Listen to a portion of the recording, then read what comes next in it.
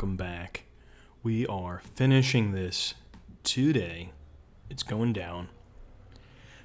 Finishing this piece that we started. Where did it go?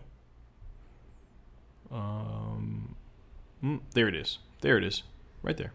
That's where we're going to start. I actually just took a break. I was intending to finish this. I just took a break to make a phone call. And it's all good. All good news.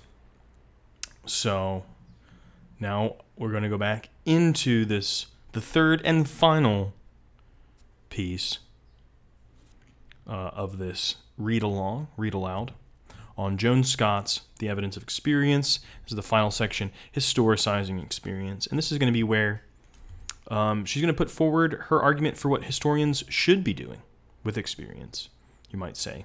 Not that simple, nothing's that simple. But let's see what she has to say. So, Gayatri Chakravorty Spivak begins an essay addressed to the Subaltern Studies Collective with a contrast between the work of historians and literary scholars.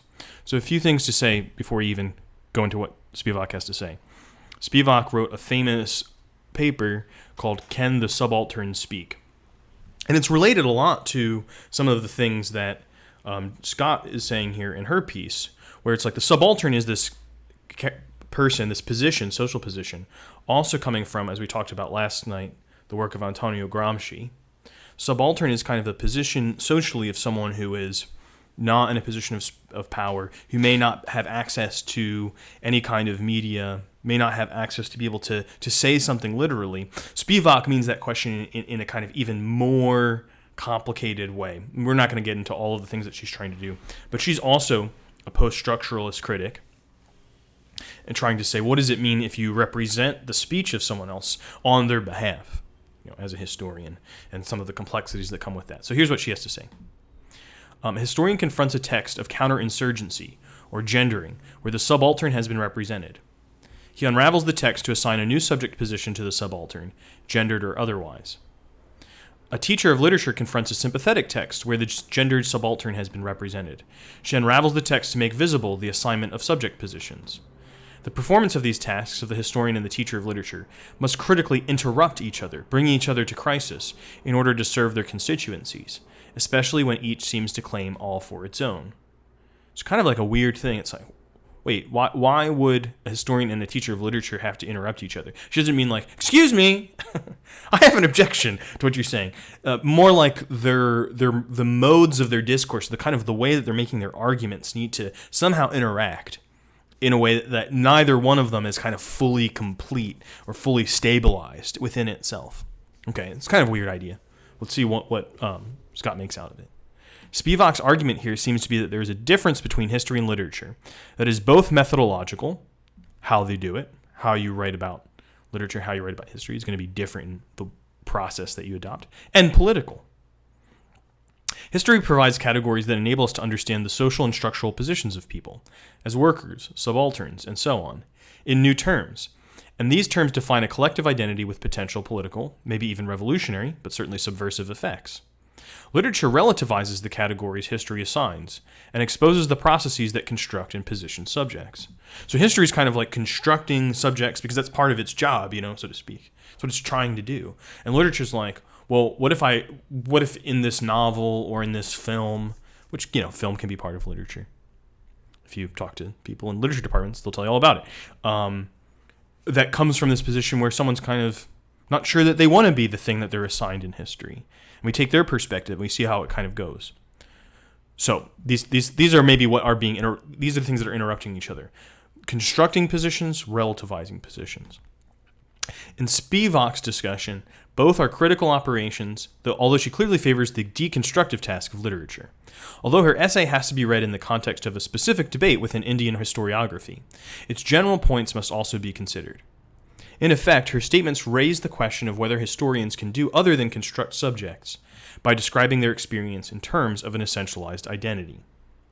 Spivak's characterization of the subaltern studies historian's reliance on a notion of consciousness as a strategic use of positivist essentialism.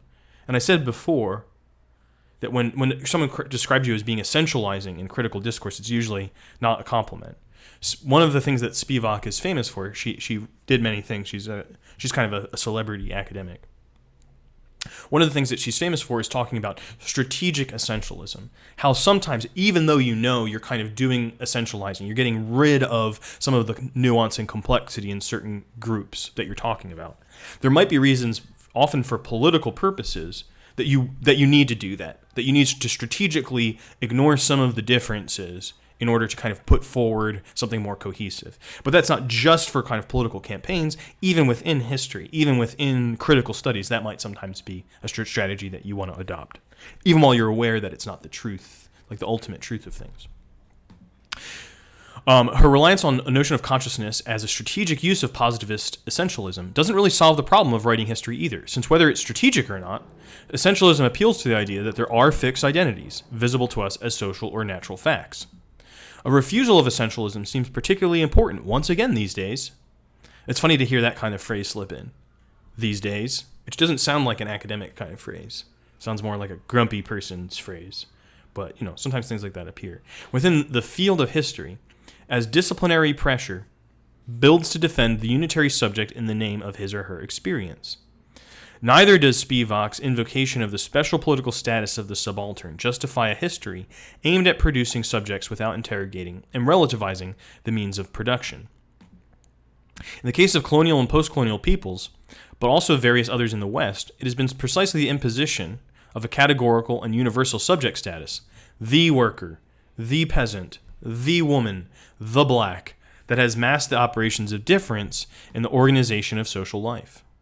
Each category is taken as fixed, works to solidify the ideological process of subject construction, making the process less rather than more apparent, naturalizing rather than analyzing it.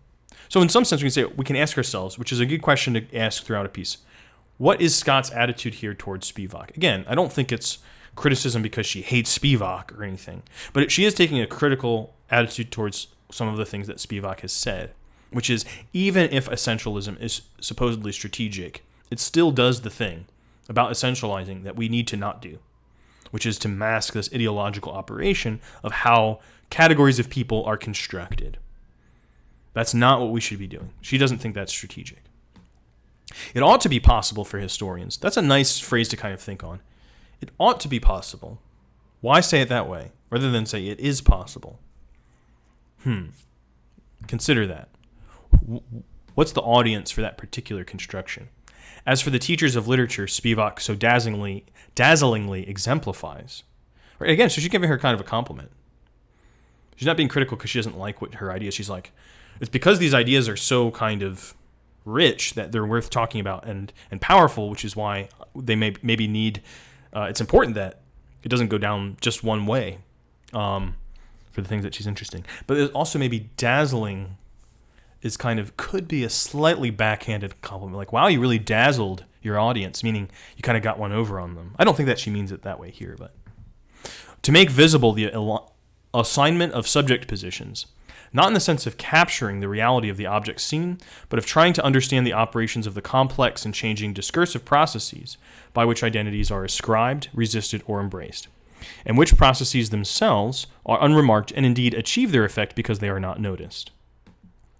So I think this is not an uncommon critical position, especially around ideological and social criticism, of saying one of the values of criticism is that you make something that's hidden appear. Sometimes that's a gesture of kind of uncloaking, or like going behind the curtain. Seeing the Wizard of Oz is really just a small guy operating things. That's sometimes it. But I think that's probably not what Scott is imagining here. She just means like, you need to be able to have a language that can describe how things are working. Otherwise, the default is that they appear natural. And that makes them more powerful. That makes ideologies more powerful, and that's not good for what the critical project is about. You're participating in the thing that you think you're criticizing, which maybe you always are doing to some extent. Okay. To do this, a change of object seems to be required. There's no comma here. F. To do this, a change of object seems to be required. One that takes the emergence of concepts and identities as historical events in need of explanation. This does not mean that one dismisses the effects of such concepts and identities, nor that one does not explain behavior in terms of their operations. It doesn't mean assuming that the appearance of a new identity is not inevitable or determined, not something that was always there simply waiting to be expressed, or I might say, discovered. Not something that will always exist in the form it was given in a particular political movement or at a particular historical moment. Stuart Hall writes, "The fact is, black has never just been there either. It has always been an unstable identity, psychically, culturally, and politically.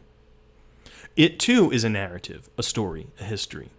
Something constructed, told, spoken, not simply found.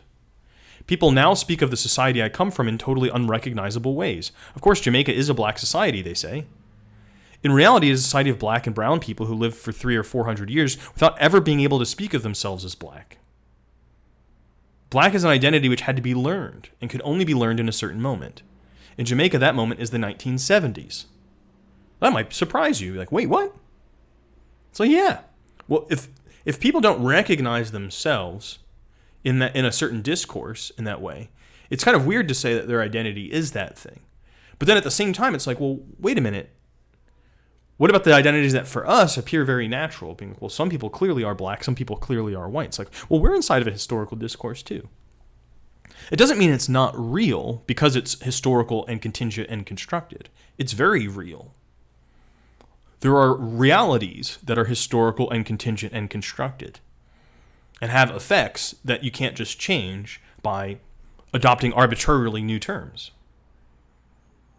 Okay, to take the history of Jamaican black identity as an object of inquiry in these terms is necessarily to analyze subject positioning, at least in part, as the effective discourses that place Jamaica in a late 20th century international racist political economy.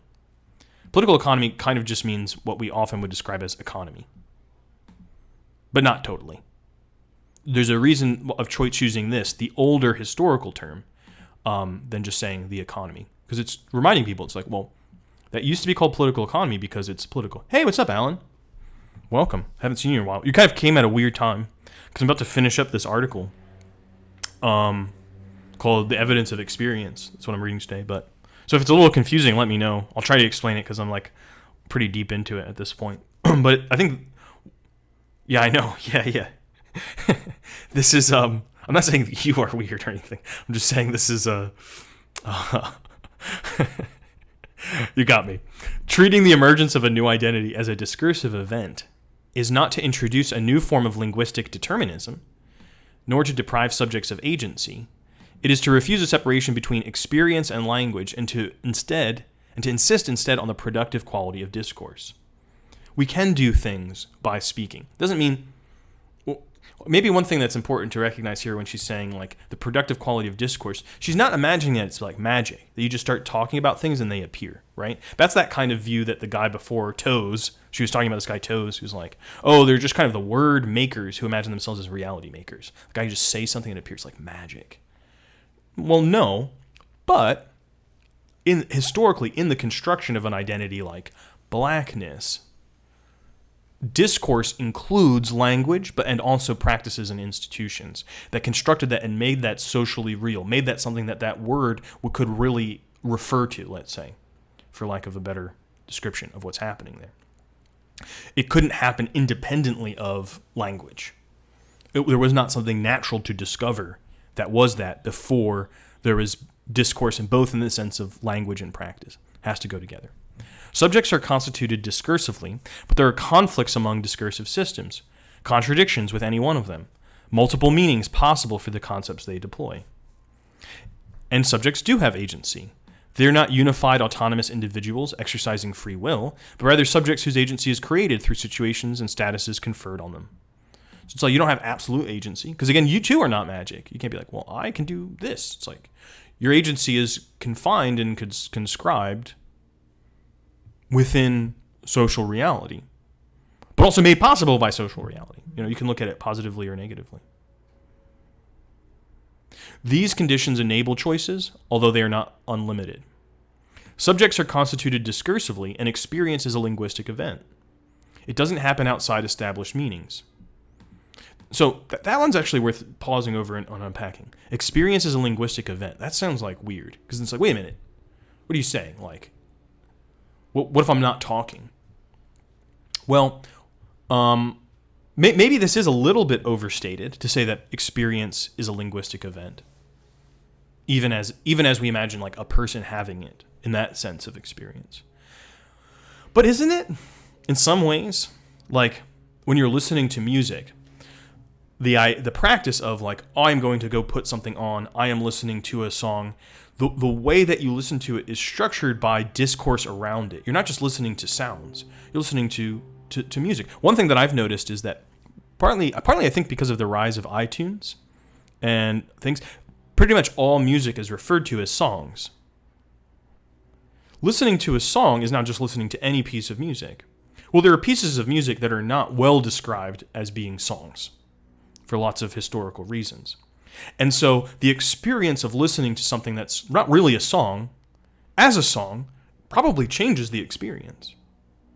It's not because you're not saying the word song, but you're thinking of it like, oh, I'm listening to a song. Like, oh, this song is bad because it's like weird, it sounds weird. It's like, well, that's because song has a set of expectations. They're not natural, they're historical. And those expectations have become kind of universalized in the way that we approach music.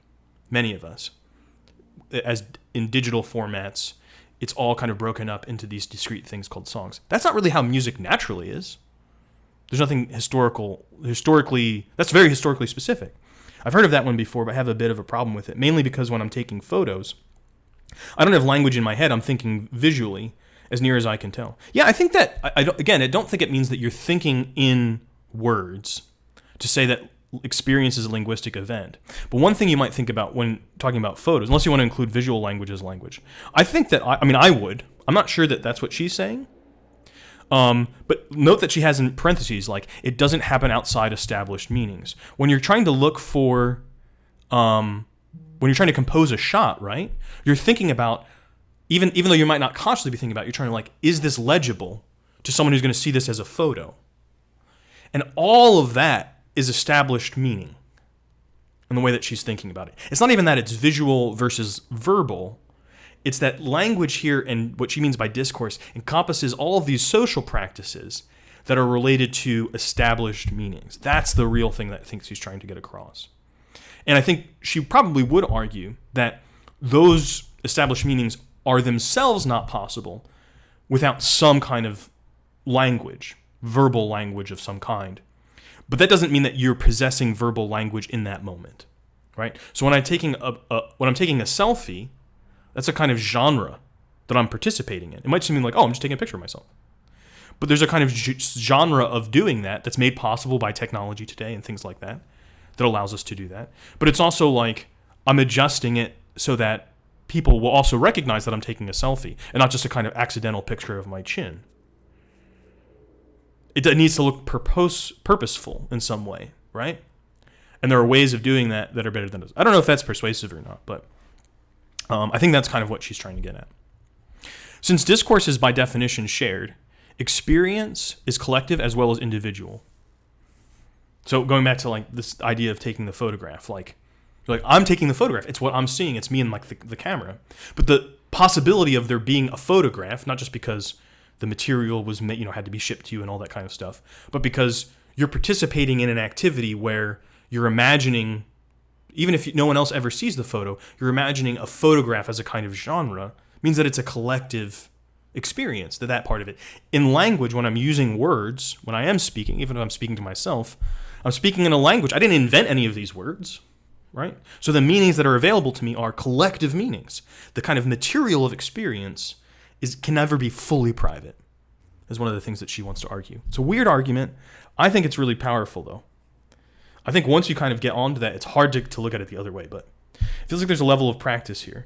Like when you're newer at a thing and you're thinking more about it in that way, but when you're an expert, you're more just doing the thing without the thinking behind it. I think that's totally true. And I think for her, I don't think that's an argument against this position, though. Because it's like the expert is someone who's kind of so deeply embedded in the discourse that it's even more naturalized to them because it become like individualized habit. But that kind of shows how that works, right? If someone feels that something's really natural, that doesn't mean that it's not learned, because experts can do things naturally that we really couldn't. Like even nature is part of all of those social conventions. It becomes habit, it becomes practiced, it can appear natural, but that doesn't mean it's natural in the sense that it's necessary. It's like a whole lot of stuff went into producing that expertise. So you might think of things that don't seem like they come from an expert or don't seem like they're practiced. It seems, well, everybody's got them. So go back to music. The way you might hear a chord and you'd be like, I'm not a musician, but that's jazzy. Your ear has a kind of history in it. You can hear that as music. Probably an earlier or a different moment in time in a different culture, people would not necessarily would not have heard that as jazzy with the kind of meaning that that has to you, but also might not have heard it as music. We have kind of history in our perceptions. We're trained in ways that are not obvious because they're not part of school. They're not part of a formal kind of aspect of our education, but they're just part of socialization, what sometimes people will call socialization, that general education. It feels like there's a flip between the observer and the creator. Yeah. Or you could say that like you can't really ever totally be a creator and not an observer. If you're like playing music, you have to listen to it. If you're making a film, you have to kind of imagine an audience. If someone was completely naive about the observer's position in their work, it's hard to imagine that they could really be a creator. They might just be kind of like doing stuff that other people are like, oh, that's cool. Like sometimes like a bird will walk over the canvas with paint on its feet or something, and people are like, oh, look, it's painting. You know, and you can kind of imagine that thing happening. It's like the penguin's not participating in a genre of painting. It's just like walking around on a canvas. And you could be like, oh, we can look at that as art, right? But when someone's like consciously trying to make something, they have to imagine other people, you know? All right, I got to plug this in. Hold on. I have like this new setup here that I'm trying out. How's the sound? Is the sound okay? I don't know. All right. Experience can both confirm what is already known. We see what we have learned to see, and upset what has been taken for granted. When different meanings are in conflict, we readjust our vision to take account of the conflict or to resolve it. That is what is meant by learning from experience, though not everyone learns the same lesson or learns it in the same time or in the same way. Oh, great. So this is one of the things that's interesting. Like for her, to learn something new is not like, oh, wow, I've never experienced that before. The newness of experience always has to be a conflict between two things that are already available as meanings to us. And it's in our attempt to kind of resolve that newness of experience comes. There isn't any kind of unqualified experience of just like, oh, wow, I fell off my horse at Damascus and I saw this thing. It's like, no, it's conflict. That's what creates new experiences. Experience is a subject's history. Language is the site of history's enactment. Historical explanation cannot, therefore, separate the two. That's pretty dense, but I'm going to kind of go forward. But you can think about that one. The question then becomes how to analyze language, and here historians often, though not always and not necessarily, confront the limits of a discipline that has typically constructed itself in opposition to literature. Those people are telling stories about the past. We're telling the story about the past, right? These are not the same limits Spivak points to. Her contrast is about the different kinds of knowledge produced by history and literature. Mine is about the different ways of reading and different understandings of the relationship between words and things implicit in those readings. In neither case are the limits obligatory for historians. Indeed, recognition of them makes it possible for us to get beyond them. The kind of reading I have in mind would not assume a direct correspondence between words and things, nor confine itself to single meanings, nor aim for the resolution of contradiction.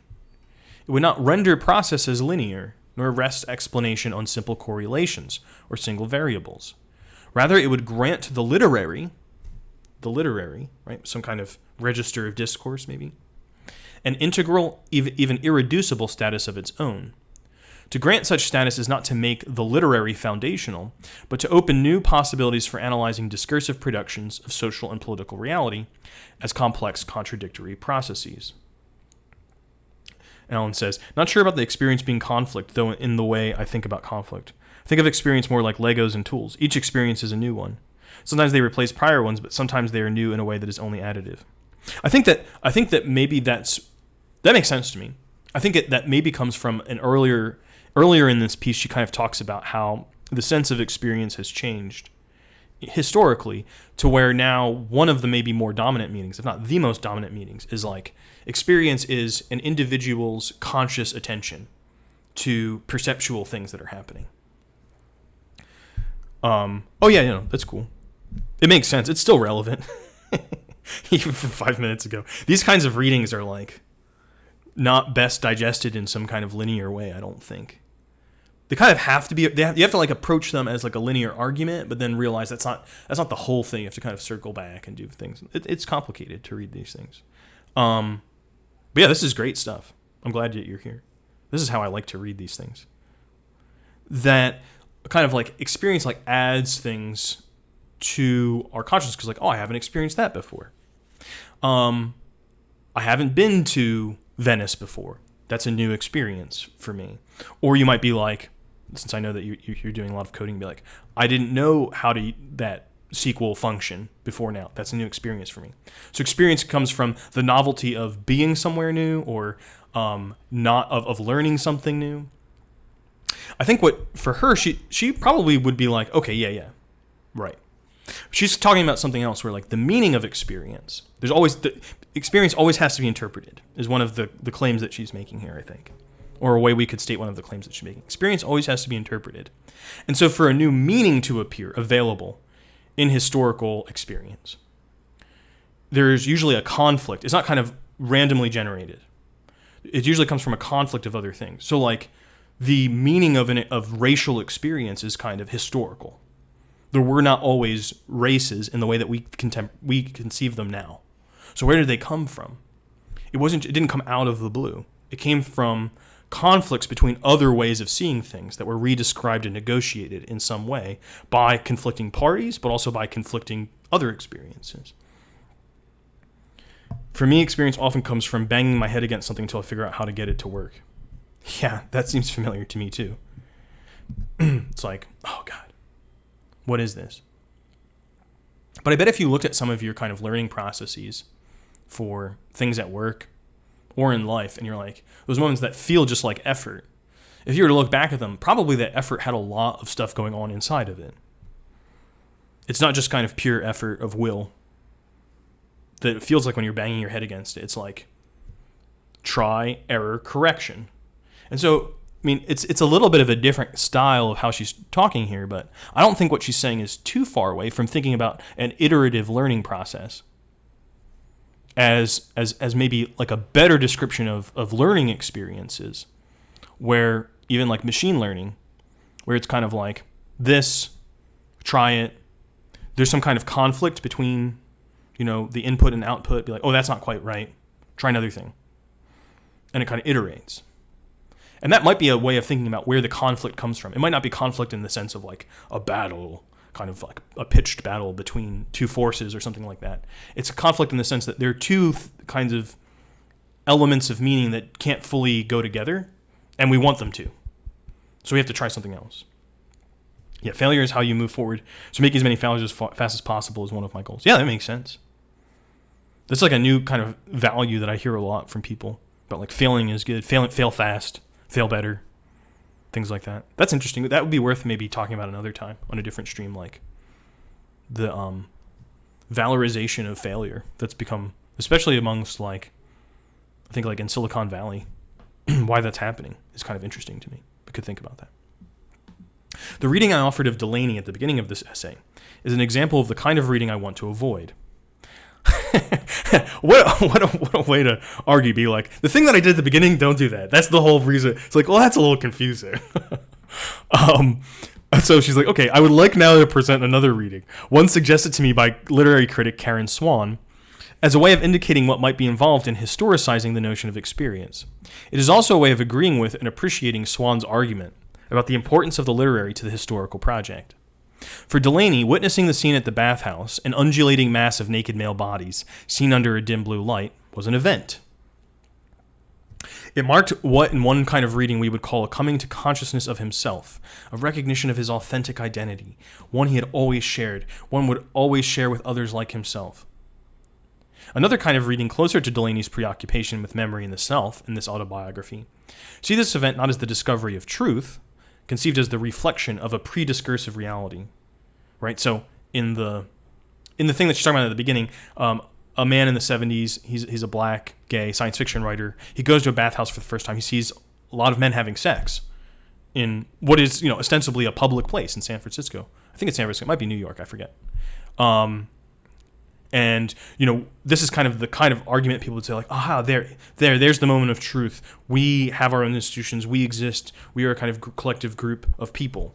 We are gay. We exist. We're real. This is kind of what... And she's like, well, is there another way to read it other than that? Delaney presents the substitution... Okay, so another kind of reading closer to Delaney's preoccupation with memory and the self in this autobiography sees this event not as the discovery of truth, conceived as the reflection of a prediscursive reality, but as the substitution of one interpretation for another. So it's that kind of... We could even say that iterative thing, right? Of being like, oh, now that I see this new... It would be weird to just call this like a datum point or something, right? Like all these people fucking in a bathhouse. But okay, if we wanted to conceive of it in that language, he's a science fiction writer. Be like, okay, well now how do I interpret all these other things in the past? All my other experiences about sexuality in light of this new thing. I might need a new interpretation of what all of that meant. So experience is kind of going backwards and forwards in time. Delaney presents the substitution as a conversion experience, a clarifying moment, after which he sees, that is, understands differently. But there is all the difference between subjective perceptual clarity and transparent vision. One does not necessarily follow from the other, even if the subjective state is metaphorically presented as a visual experience. So the moment where you're like, aha! In German they have a phrase for this, the aha-Erlebnis, the kind of aha experience. You're like, aha, I see it now. That can be presented as like, oh, there, the truth is right before me. Or it can be, it's actually not the objective truth that's coming out, but you as a subject have changed in light of the experience. You're like, oh, now I see things differently. Now things that before were contradictory or things that before were like, I couldn't put together into this puzzle, that I had experiences that were kind of not able to be integrated with each other. Now I can. You're the one that's changed. Because you have a more persuasive account, maybe you could say, or feeling anyway, about your experience. Moreover, as Swan has pointed out, the properties of the medium through which the visible appears, here the dim blue light, whose distorting, refracting qualities produce a wavering of the visible, make any claim to unmediated transparency impossible. So, like the literal visibility here is not clear. Difference between that and an epiphany? Yeah, I think epiphany is another like real good term to think about here. Like aha or Leibniz and epiphany, I think, are very close. Epiphany also has that sense of kind of something that kind of appears out before you, but it can maybe be in your head, the eureka moments, right? Things like that. So what's really happening in an epiphany? Another weird thing to think, this is kind of a little bit off the beaten track, but sometimes after people have some kinds of stroke, one of the symptoms that they have is kind of perpetual epiphany, where like they constantly are feeling like, oh my God, I just realized something. That epiphany is this kind of thing, it becomes like a kind of short-circuited response where like they're constantly in a state of realization. And we can see that it has a physiological basis, but the content of their experience isn't just empty. Like their epiphanies are about things in the world, but they're just things that would to, I think, if they were to describe them, you'd be like, that seems obvious. But they're like, oh my God, it's amazing, see? And you'd just be like, what? Everyone knows that. And it wasn't like they didn't know it before, but like it takes that place of like constantly giving them that sense of epiphany. It's weird to try to imagine that. So I think that's maybe evidence to say that something like epiphany really is subjective, more subjective than the kind of moment of true realization of the meaning of reality or something. Moreover, as Swan has pointed out, the property... Okay, we did that part. Instead, the wavering light permits a vision beyond the visible, a vision that contains the fantastic projections. Millions of gay men for whom history had already created whole galleries of institutions, right? His kind of imagination in the story of like, this means all of these other things out in history. You know, if there are bathhouses here, maybe in ancient Egypt there were bathhouses too, right? That's not clear perception through vision, that's imagination. This is making possible. That are the basis for political identification. In this version of the story, Swan notes, political consciousness and power originate, not in a presumedly unmediated experience of presumedly real gay identities, but out of an apprehension of the moving, differencing properties of the representational medium, the motion of light in water. because it is a bathhouse, so after all. The question of representation is central to Delaney's memoir. It is a question of social categories, personal understanding, and language, all of which are connected, none of which are or can be a direct reflection of the others. What does it mean to be black, gay, a writer, he asks. And is there a realm of personal identity possible apart from social constraint? Be like, I just want to be free to be me. Is that possible, even? The answer is that both social and personal are imbricated in one another. Imbricated. They're kind of like, you couldn't pull them apart. And that both are historically variable. The meanings of the categories of identity change, and with them the possibilities for thinking the self. And so here she's quoting again from Delaney. At that time, the words black and gay, for openers, didn't exist with their current meanings, usage, history. 1961 had still been, really, part of the 50s. Which is, makes sense, but it does sound funny. The political consciousness that was to form by the end of the 60s had not been part of my world. There were only Negroes and homosexuals, both of whom, along with artists, were hugely devalued in the social hierarchy. It's even hard to speak of that world. But the available social categories aren't sufficient for Delaney's story. It is difficult, if not impossible, to use a single narrative to account for his experience. Instead, he makes entries in a notebook, at the front about material things, at the back about sexual desire. These are parallel narratives in parallel columns. I find that to be really interesting, and I've read this before, and I keep meaning to get a copy of the memoir physically so I can see those parallel columns. But maybe let me give you a metaphor that, or an example of why it might be hard to tell a story of your life in one narrative. Imagine that you're writing your biography, and you're like, I'm going to write all of these experiences. How would you write the story? Let's say you have a recurring nightmare. Where does that fit in the story? Like what moment, what part in the sequence does it come? How will it be integrated within the rest of the events? Well, you then make a decision. You could say, well, dreams aren't part of my life. That's real. It's like, well, okay. You've made a choice of how to represent your life so that it fits a single form of narrative. And if you include both, you're going to see that there's a kind of genre convention that's going to have to mediate between the things that are your waking life and the things that are your nightmare, which can be a source of creativity. It can be a source of kind of great insight even, and trying to write your life and try to stitch together two totally different forms of experience, dream experience and waking experience.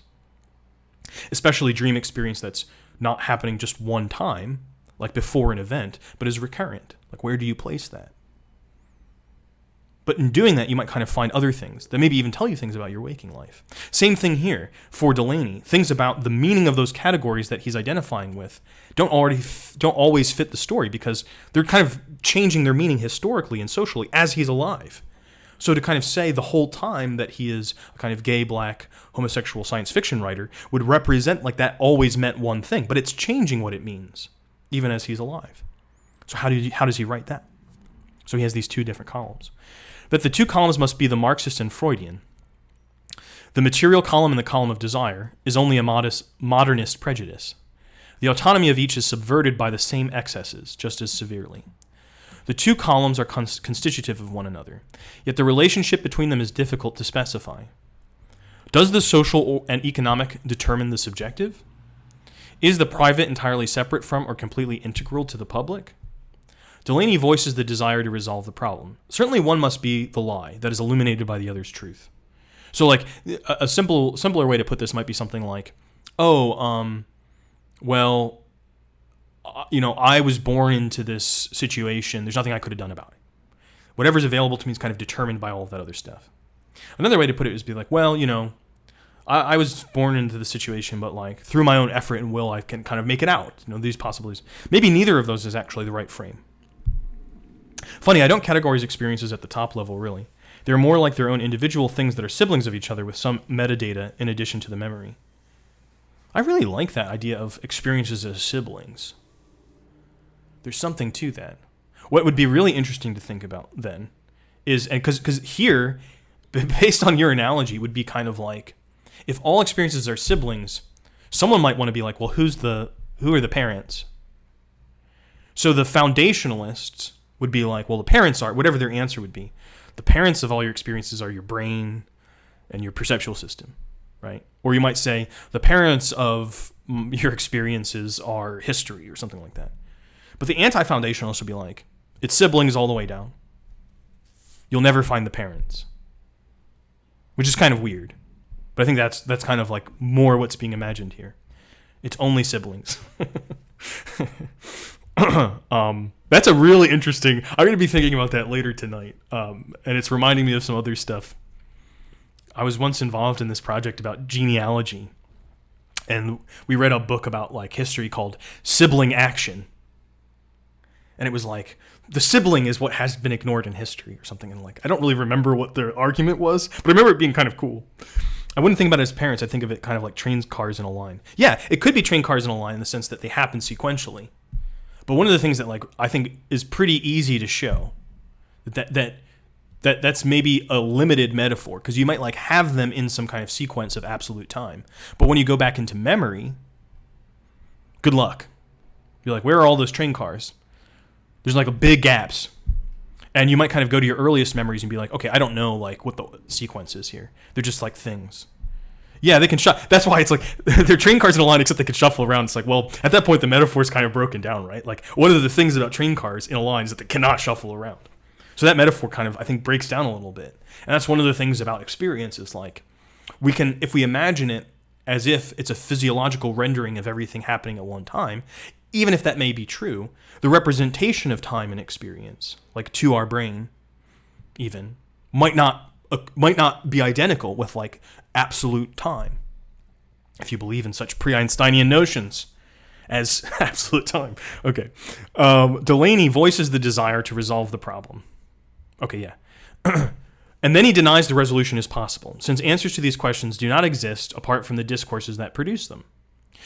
If it is the split, the space between the two columns, one resplendent and lucid with the writings of legitimacy, and the other dark and hollow with the voices of the illegitimate, that constitutes the subject, it is only after the romantic inflation of the private into the subjective that such a split can be located. Okay, wow, pretty dense stuff that he's saying here. But a lot of times, the fact that the private and the subjective are the same, I think, is something that we still really have a strong bias towards. And he talks about the romantic inflation here of the private into the subjective. He's speaking about like a specific historical literary period, really kind of in Europe in the 18th and 19th centuries, where, as Wordsworth said, I kind of like Wordsworth. He says something more interesting than this, but he's like, the work of the poet comes from the spontaneous overflow of powerful feelings.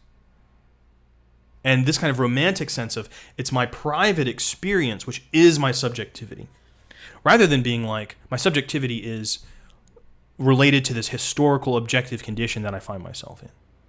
Or you know, a bunch of other things. Or like, it could be a religious form, be like, my subjectivity is that I'm a sinner before God and I'm absolutely wretched. You know, that's another one. That locus, that margin, that split itself first allows, then demands the appropriation of language. Now spoken, now written, in both directions over the gap. It is finally by tracking the appropriation of language in both directions over the gap, and by situating and contextualizing the language that one historicizes the terms by which experience is represented. And so, historicizes experience itself. Okay, so we're at the conclusion now. Reading for the literary, does not seem at all inappropriate for those whose discipline is devoted to the study of change. So you can see what she's kind of going to advocate here. She's like, if you're a historian and you're like reading a document, it's okay to read it against the grain, and to read it even if it's clearly something that was not written for a literary purpose. It wasn't published as a literary text. You can still read it as if you would read literature, because that's going to show you something else. Why can we do this? Well, that's been her whole argument through the piece, right? Here she's going to try to kind of make her final push, I think, for that. It's not the only kind of reading I'm advocating, although more documents than those written by literary figures are susceptible to such readings. Rather, it is a way of changing the focus and philosophy of our history from one bent on naturalizing experience through a belief in the unmediated relationship between words and things, to one that takes all categories of analysis as contextual, contested, and contingent. If we wanted to take 3 words from this piece, these would be the 3 to remember. Contextual, contested, contingent. This is the critical position that Joan Scott is putting forward, and I would say really one of the ones that I share. Part of criticism is kind of adopting this as a position, one that one that could also be contested, being like, well, look, some things are absolute, some things are natural, some things are universally true. And okay, I'm willing to hear you out. Let's talk about that. Bring me the thing, and we'll both kind of do our analysis of it. There might be a way to think about certain things as being universally true. You're like, mathematics is universally true. But it depends on what you include in mathematics. The way that it's formed, the historical way that it developed, the way that it's practiced, the way that it's taught. Almost all of what's real about mathematics is contingent and historical. Okay, slight tangent, I think, but in my head now our creations are always done for an audience. And there are three possible audiences: others, ourselves, or the muses. That is kind of interesting. I've been thinking about things like that for a long time. I don't know if it's only three. I can't think of a fourth right now. But I think the muses is kind of an interesting way to imagine an outdated form of subjectivity, for instance. So in the period that she's talking about, like this romantic period, or that we just referenced, people are still invoking the muses. Like, oh, muse, please sing me the song of the nightingale so I can write it down, right? But at that point, it becomes kind of a convention. And people make fun of it. They're like, this is not persuasive. We know that when you talk about, like, sing to the muses, you don't believe there are muses. You're not being inspired. Well, maybe you're being inspired because you're just kind of webbing together a bunch of verse. It's not good poetry that's coming out of this stuff. They're like, well, then why back in the old days when people did it, was it, created these great Homeric epics? Sing to me, O muse. And it's like, well, back then, the subject position of the rhapsode was in a culture where people really did, but maybe, in some sense, believe in the muses. So it was possible to really kind of feel inspired and like that invocation to be religious. So that same kind of gesture radically changes its meaning. Inspired is the name of my new band.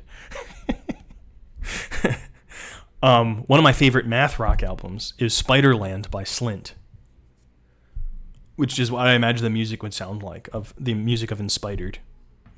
C-track Nosferatu. Is that a song? Not sure. Okay. How have categories of representation and analysis, such as class, race, gender, relations of production, biology, identity, subjectivity, agency, experience, and even culture? Here's a little crib sheet, if you're in my class, of like a bunch of critical key terms. That you're like, you can take any of these terms and think about this in relationship to the thing you're thinking about for your paper. Be like, well, how does this relate to any of these things? And you'll find some kind of grist for the mill. I don't think that's the right attitude to take, but if you want the kind of crib sheet approach, there's a nice list. Achieved their foundational status. What have been the effects of their articulations? What does it mean for historians to study the past in terms of these categories, and for individuals to think of themselves in these terms? What is the relationship between the salience of such categories in our own time and their existence in the past? Or non-existence, I would say. Not all of those existed in the past. Right? We might call things, be like, oh, that was their culture. And like they wouldn't have a concept of it being culture. Like culture is kind of a concept that's only even possible to conceive when you're comparing two different cultures. It's like, oh, the thing that they both share is culture. But if like I'm in my own culture, I'm not going to see it as culture. Just like it's the stuff we're doing. Okay, what is the relationship between the salience of... Okay, questions such as these open consideration of what Dominic LaCapra has referred to as the transferential relationship between the historian and the past. See, another kind of discursive term that's coming from psychoanalysis. He's kind of like popping its like head through this discourse. Transference in psychoanalysis refers to a pretty complex relationship that can happen in kind of clinical analytical space, but also outside of that in other places where usually the person that's on the couch, so to speak, projects, this is a simplified version of it, but projects onto their analyst a relationship, an emotional kind of relationship from their past about someone else. This is one of the reasons why, if you see images of classical psychoanalysis, the person's like lying down, you can't see their face, they're being very quiet, they're not saying very much. And really try to encourage that transference to happen. Because psychoanalysts are like, only once we have the transference can we really do the work, right? So here, they're saying that that's kind of what's happening with the past. That I'm the historian. Is the historian on the couch or the analyst? Well, I think here, the historian's the one on the couch. And they're kind of, the past is the analyst not saying anything. And they're like projecting onto the past all these things that they feel and that they think. It's kind of a weird way to think about what historians are doing, but I don't know, maybe there's something to it. The relationship between the power of the historian's analytic frame and the events that are the object of his or her study. Is everyone a mentalité case? That's a kind of inside joke among historians. And they historicize both sides of that, of that relationship by denying the fixity and transcendence of anything that appears to operate as a foundation, turning attention instead to the history of foundationalist concepts themselves.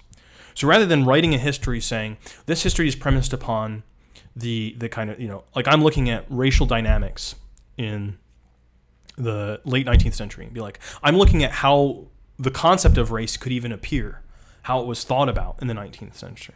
That's going to be a different kind of history. The history of these concepts, understood to be contested and contradictory, then becomes the evidence by which experience can be grasped, and by which the historian's relationship to the past he or she writes about can be articulated. This is what Foucault meant by genealogy. If interpretation were the slow exposure of the hidden meaning in an origin, then only metaphysics could interpret the development of humanity.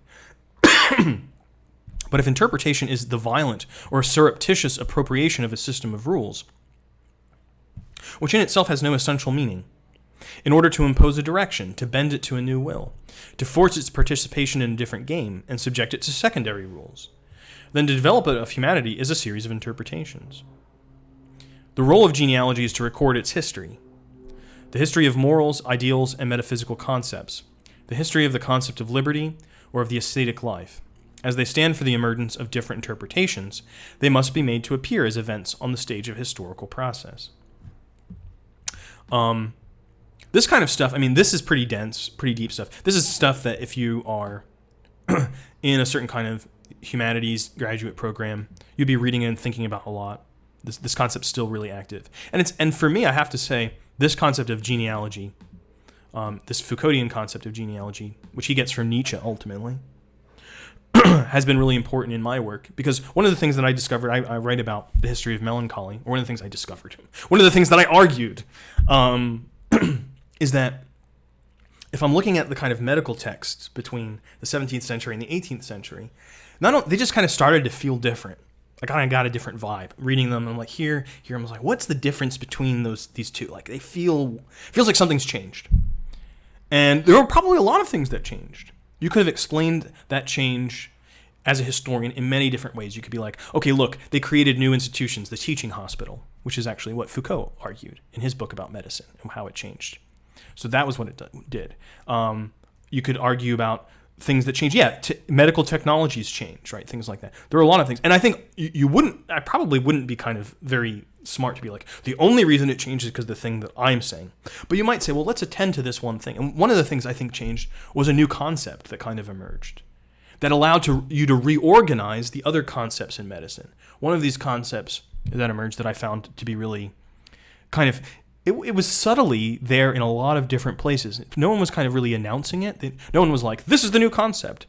It just was kind of adopted as commonsensical pretty quickly.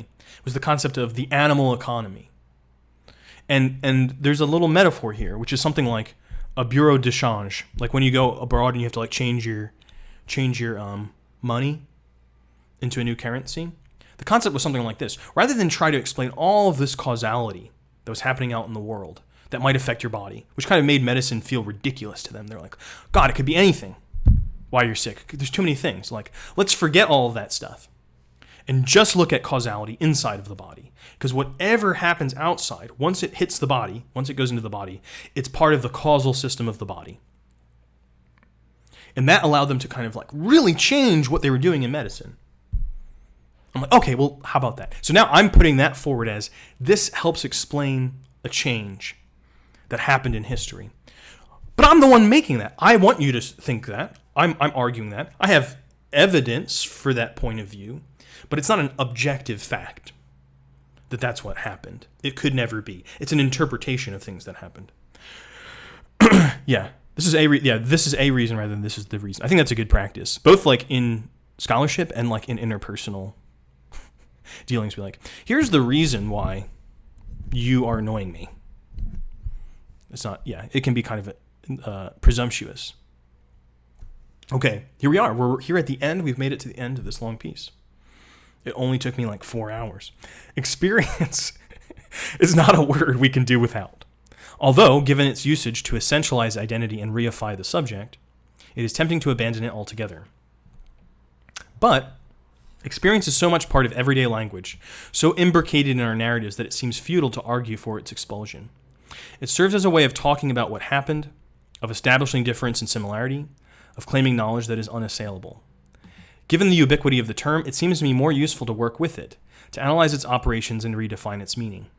This entails focusing on processes of identity production, insisting on the discursive nature of experience, and on the politics of its construction. Experience is at once always already an interpretation, and something that needs to be interpreted. Here's another key sentence. Experience is at once always already an interpretation, and something that needs to be interpreted. Yeah, it's tempting to abandon it. I think why she's saying like, she doesn't mean abandon experience in the sense that we would usually mean it. And she doesn't mean to abandon it in the sense of like, we shouldn't say the word anymore, hush.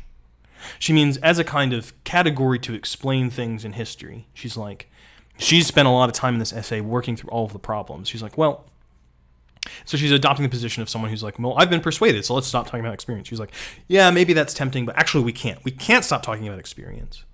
What we can do is relate to it differently, is to recognize that experience is interpretation and requires interpretation.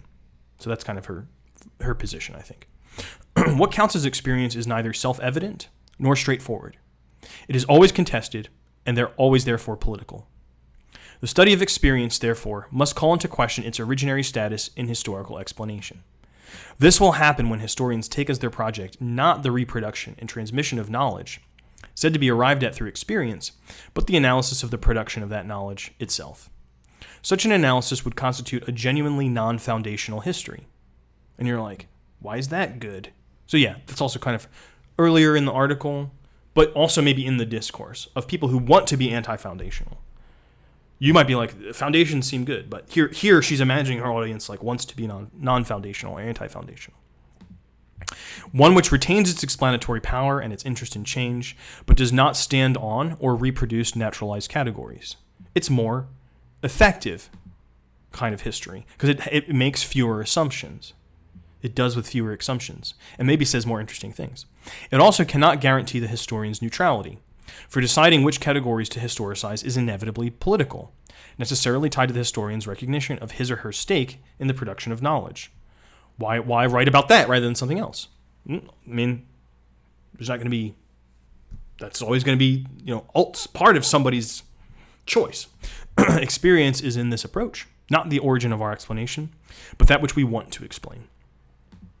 This kind of approach does not undercut politics by denying the existence of subjects, and instead interrogates the processes of their creation, and in so doing, refigures history and the role of the historian, and opens new ways for thinking about change. And they lived happily ever after. The end. So that was that piece. And I'm curious what you think about it now, especially you, Alan, who this probably seems very strange, not only because you came into it a little bit late in the game, but because this is kind of a strange way of thinking in general. Yeah. It is nice. +1 for new ways of thinking, yeah. Thinking about your own experience, I mean, maybe to kind of bring us back down to earth for a second. Like, thinking about your own experience as something you have to interpret can be weird because you're like, that sounds like the bad thing that you do. I should probably get some water. Hold on one second. Ooh. Allergies.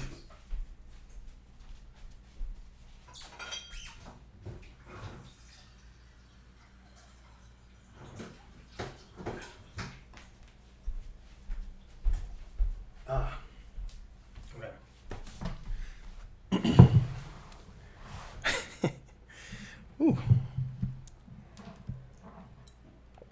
thinking about interpretation of your own experience, I feel like might remind people of sometimes when you go to bed at night, you can't sleep because you're just thinking about, God, all the things that happened that day and how people were thinking about you, and it's like this feeling of being really, really self-conscious about your own experience.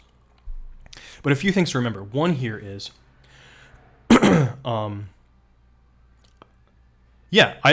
for exactly what Alan just said. I think one of the things is to say what we are doing when we are experiencing is already interpretation. It might not be something that we kind of are consciously reflecting on and thinking about as interpretation, but that's partly why it becomes interesting to do that also. Being like, well, because it's not just natural, it's not just already there. Our brains are, yes, physical organs, but they're also in history, in a particular moment, socialized in a particular way. Taking the point of view that we are biological is itself going to affect how you experience things.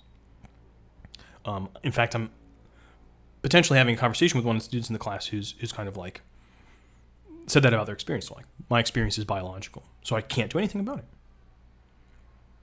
That's kind of a form of interpretation, right? So that's one thing. Another thing is to say, experience here does not exclusively mean, or maybe even predominantly mean, personal experience. Relating to experience as personal experience is one of the historical residues of how experience has been constructed. Historically, you just have to take my word for it, I guess, but historically, experience did not connote that. Someone has experience. We still have this idea. Someone has experience because, like, they've learned and known things, and that experience can be passed on or handed down. People look for mentors, right, at work, stuff like that. You don't have any experience, you might hear in a job interview or something like, yes, I do, gosh darn it. Sometimes we say relevant experience. So experience has that meaning too. But there's also things that people make like political claims to, like the experience of my people, which of course no one imagines as being like totally identifiable with personal experience. It's related to it, but it's not identifiable with. That experience can go over many generations, lots of different historical changes, and still be kind of constructed as an experience. And so it's thinking about all of those different meanings and interpreting how they come about historically, what concepts are being used there, what practices they relate to. That is one of the things that Joan Scott wants us to do. And I think for me that's actually really freeing and creative, which is that you can kind of take any category of experience and say, where did that come from? What does that mean? And this can be kind of really freeing, not just for thought, but also for experience. Rather than feeling like experience is coming out at us like a freight train all the time. It's just something I'm kind of passively happening to me. It's like I'm actively creating my experience too, through my interpretation. So one way I can kind of change the way I experience the world is to more actively and consciously interpret it, to kind of participate consciously in the interpretation. And not just accept the interpretations that appear obvious. And that's one of the reasons why I think even really difficult criticism, difficult ideological criticism like this piece is part of, isn't just a school subject. It's something that can like change your life. Funnily, I don't think I make a big differentiation between the experience they ask you about in a job interview and any other type. Like it's all experience, but like I mentioned earlier, it's just stuff that's tagged with different metadata that they're asking about specifically. Yeah, I like this idea of it being metadata. That does seem like maybe better than calling it categories. Categories comes from a really old philosophical framework about things, but we still use it a lot for stuff. But metadata is just like, it's all on the same plane. Like metadata is just different data that's organized differently. We subject it to different functions about ourselves and stuff. It's kind of funny to use all of these terms about data for like our personal lives. It feels a little weird, but I kind of like it. About our experience and stuff. I think it's cool. I don't think there is like any kind of essential difference between these things. And I also don't think that Joan Scott thinks there's any essential difference, because she doesn't really think there's any essences in experience. She wants to de-essentialize experience. My guess, though, is that she would also say, well, in using data, let's say, as a metaphor for experience, we also are making some assumptions that might illuminate some things, but also close off others. Because there are certain aspects of experience that might, when represented as data, look differently than if they're represented in some other way. Gosh, I feel kind of weird having assigned such a difficult piece to my students, but I hope some of them, give it a good college try and get something out of it. To me, categories feel like a singular thing. This experience in this category, good, bad, whatever, versus metadata, which you can tag any number of ways, including good, bad, and whatever, all at the same time. It's more labeling than anything, but I think it's important. Oh yeah, I'm super into this. There's a historical, rhetorical equivalent to that. It's called topics. And topics and categories were often kind of opposed to each other. And we obviously still have that word topics. It means something a little bit different now, but it comes from that tradition of being like, I'm not like, Aristotle's like, here are 10 categories. Everything in the world fits into them. And topics are like, well, I can take anything out of language and make that like a heading for something else. And now it's a topic. And that kind of changes things up. It's like too much freedom for some people. I'm like, oh no, where are the categories? But it's also breaks you free from a sense where like everything has to fit in certain boxes. It's like I'm making the box. Anything can be a box. And then I can switch the relationship. I can say, oh, the thing that I put in a box, well, now that's a box, right? And people who are like managing data all the time on computer systems, like that's like common sense now. I mean, like, of course it is. Like there is no fundamental difference between these things. It's just how we arrange it. But how we arrange it is kind of also what it is, from one perspective. Yeah, labeling. Labeling is so important. A lot of civilization depends on labeling. Another one I'll give you is the idea of playlists in music. I like the idea of tagging some more than putting them in playlists. Still end up with the same thing, but if you start at the playlist and add songs, I think you get a different outcome than if you start with a song and add tags. That's really interesting. I wonder if I have the ability to add tags in Spotify. Because I make a lot of playlists. The thing that I usually do is you have the one function in Spotify of liking songs and it puts them in one big list. But for me, I don't treat that as a playlist. I treat that as the elements of future playlists. But that's interesting. I like that idea of tagging songs and then you can search for them in a different way rather than just in a playlist. That's really cool. I wish I could do that with Spotify. I probably can and just don't know how to access the API and write the code to make it possible for me to do that. But I hear that Spotify's API is bad. Even if I did, probably wouldn't want to bother. Well, anyway, that's probably it for today for me. But thanks for coming by the stream for sure. This definitely made it more enjoyable for me. Hopefully for people who are watching the VOD later also. Thanks for your contributions, Alan. It really stimulated this. See you next time on the Rhetoric Prof stream /channel. Later.